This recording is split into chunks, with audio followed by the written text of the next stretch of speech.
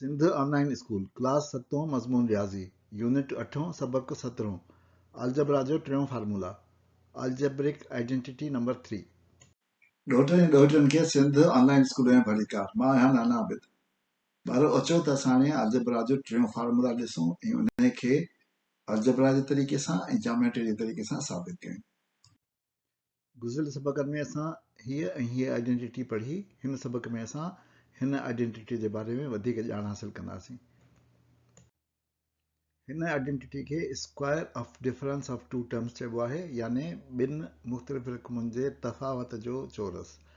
ये ॿ रक़मूं आहिनि, उन्हनि जे तफ़ावत में यानी a माइनस बी खे चोरस कबो त असांखे मिलंदो a square minus 2ab plus b square, यानी the square of difference of two unlike terms is the square of first term minus twice the product of two terms minus twice the product of two terms and plus the square of the second term. जेकॾहिं हिन खे तव्हां ॿी identity सां compare कंदो त असां ॾिसंदासीं त हिते प्लस हो ऐं हिते प्लस हो। हाणे जॾहिं हिते माइनस थो थिए त सिर्फ़ु ॿिए टर्म में माइनस थो थिए ऐं जेके स्क्वायर वारा टर्म्स आहिनि उन्हनि में माइनस कोन थो थिए। हिन खे असां सिंधीअ में जेकॾहिं चऊं त ॿिनि मुख़्तलिफ़ रक़मनि जे तफ़ावत जो चोरस बराबरि आहे पहिरीं रक़म जो चोरस काटू ॿिन्ही रक़मनि जे ज़रबोपत जी ॿीण ॿिन्ही रक़म जे ज़रबोपत जी ऐं काटू ऐं हिते वाधू ॿी रक़म जो चोरस यानी बी स्क्वायर। हाणे अचो त असां हिन आइडेंटिटी खे अलजबरा वारे तरीक़े सां साबित कयूं। असां ॾिसी सघूं था त a माइनस बी खे असां a प्लस माइनस बी बि लिखी सघूं था, यानी असां हिन खे लिखी सघूं था a minus B whole square is equal to bracket में a प्लस बी ब्रैकेट में माइनस बी ऐं होल स्क्वायर। हाणे असां ॾिसूं त हीअ असांजो कंपेयर करे सघूं था असां ॿी आइडेंटिटी सां जेका a प्लस बी स्क्वायर वारी, यानी असां हीअ आइडेंटिटी इस्तेमालु करे हिन खे एक्सपेंड करे सघूं था। हुन में असां a जी जाइ ते त a लिखंदासीं, पर हिन b जी जाइ ते असांजो माइनस बी थींदो, यानी हिते असां हिन b जी जाइ ते माइनस बी लिखंदासीं ऐं हिन b जी जाइ ते माइनस बी लिखंदासीं। असांजी हाणे राइट हैंड साइड छा आहे, असांजी राइट हैंड साइड हीअ आहे, यानी राइट हैंड साइड थींदी a square minus 2b plus B square ऐं असांजी लेफ्ट हैंड साइड थींदी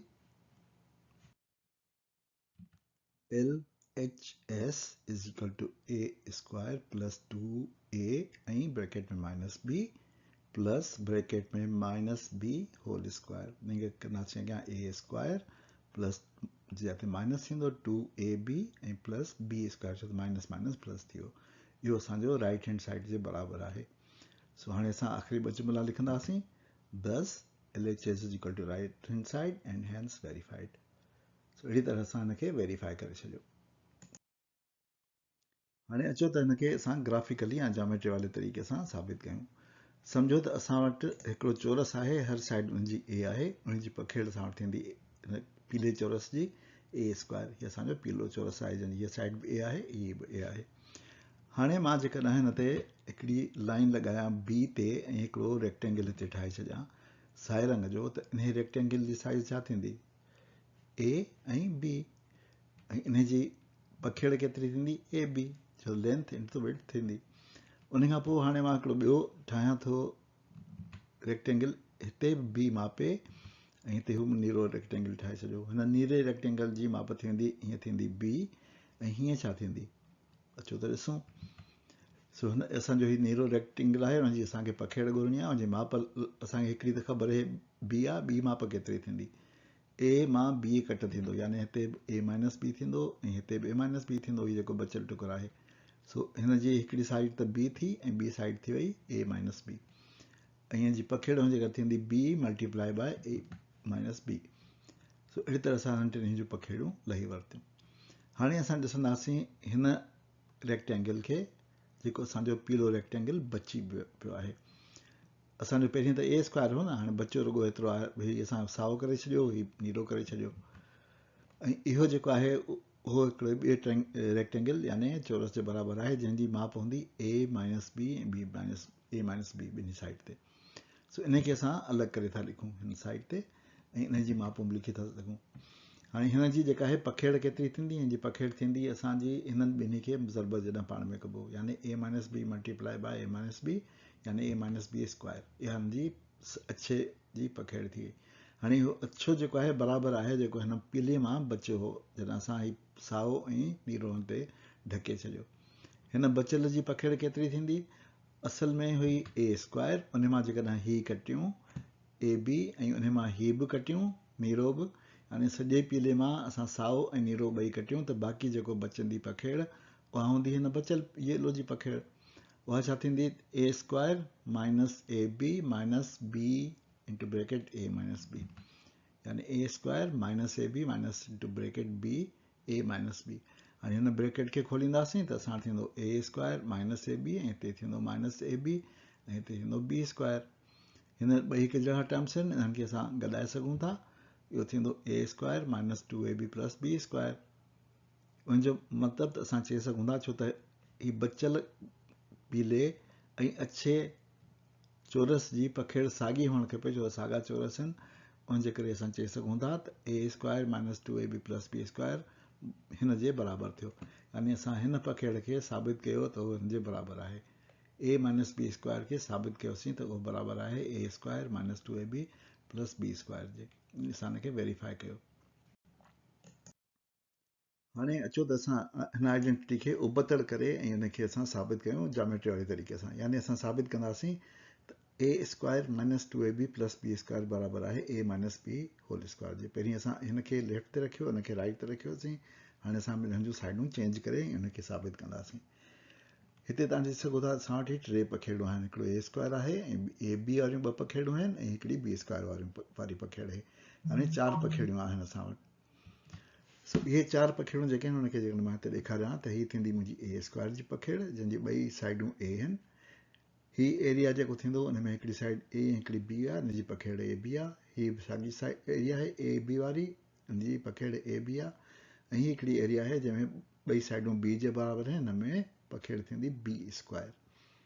हाणे मां छा कंदुसि जो हिननि मां जेके ही 3 आहिनि चौकुंडा, 2 मुस्ततील ऐं हिकिड़ो चौरस, हुननि खे हिन जे मथां लॻाईंदुसि। हाणे कारो जॾहिं हिन जे मथां ईंदो हिनखे ढके छॾींदो, हुनखे नंढो करे छॾींदो। ऐं जॾहिं हीउ रंग वारो यानी नारंगी रंग वारो हिन जे मथां ईंदो त हुनजे रंग खे वधाए छॾींदो।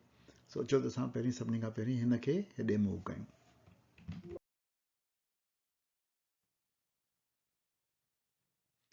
असां मूव कयो त हाणे असां वटि जेको आहे हीउ जेको ए वारो चौरस उहो नंढो थी वियो ऐं इन जी जेका पखेड़ बची उहा बची ए स्क्वायर मां ए बी माइनस थी वई।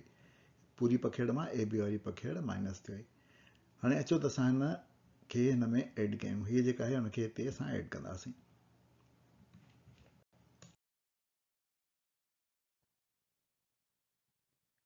इहा जॾहिं असां एड कंदासीं त असां वटि पखेड़ थींदी A square minus A B plus B square.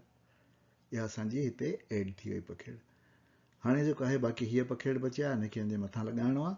सो अचो त हिनखे असां हिन जे मथां लॻायूं, पर हिनखे असां टेॾो करे लॻाईंदासीं।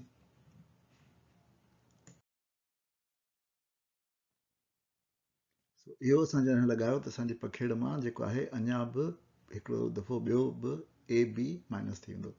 यानी असांजी पखेड़ बचंदी ए स्क्वायर मां हिकिड़ो दफ़ो ए बी माइनस कयोसीं, वरी बी स्क्वायर एड कयोसीं, वरी ॿियो दफ़ो ए बी माइनस कयोसीं। त बाक़ी जेको असांजो बचंदी वञी पखेड़ उहा थींदी A square minus 2ab plus B square. हाणे जेको चौरस बचियो असां वटि रंगदार जे, बाक़ी त असां मिटाए छॾियो, ठाहे छॾियो, कारो करे छॾियो। इन जा डायमेंशन्स बचंदा ए माइनस बी ऐं हिते बि जेको आहे ए माइनस बी। हाणे बचियल चौरस जी एराज़ी छा थींदी? उहा थींदी ॿिन्ही जी ज़रब उपत थींदी, यानी ए minus B minus A multiply by A minus B, इहो थींदो ए माइनस बी स्क्वायर। हाणे ॾिसो त हीउ जेको आहे उहो बराबरि आहे हिन जे। सो अहिड़ी तरह असां हिनखे उबतो करे बि साबित करे छॾियो त ही आइडेंटिटी वेरीफाइड आहे ऐं साबित थियल आहे। बारो असां हिनखे A minus B multiply by A minus B लिखी इन ॿिनि पॉलिनोमियल खे पाण में या ॿिनि बायनोमियल्स खे पाण में ज़र्ब करे सघूं था, या अमूदी तरीक़े सां या उफ़क़ी तरीक़े सां या फ़ाइल जे तरीक़े सां ज़र्ब करे तव्हां हिनखे पाण मुरादो साबित कयो। ॿारो इन ते असां पंहिंजे अॼोके सबक़ जी पुॼाणी था कयूं। नाबिद खे इजाज़त ॾियो, वरी ॿिए सबक़ में मिलंदासीं। ख़ुदा हाफ़िज़।